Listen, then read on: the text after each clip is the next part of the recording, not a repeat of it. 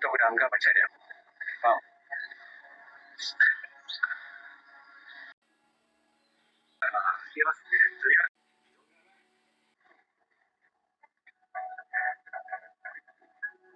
Ambo bos, aku nampak awak kerja. Tapi kau lembur apa? Atau tengah bikin hasil tadi? Kau jangan sibuk hal orang boleh tak?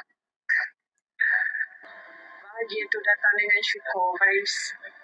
Kalau kita rasa hidup kita ni cukup, insyaAllah semuanya akan cukup. Perempuan macam awak ni tak patut lebih kesusahan macam ni. Awak patut dihargai, awak patut dijaga oleh seorang lelaki yang mampu bagi apa saja yang awak nak. Patut lebih lagi. Kadang-kadang hidup kita ni terikat dengan pilihan kita sendiri. Terus. Ya. Awak tahu tak? Bukan mana enjoy lagi kau ni di bandar ni, ha?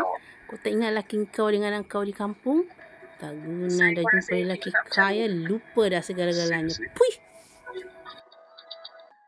Puih! Setia kunun, tak hangau dah. Kau dia, tak guna betul.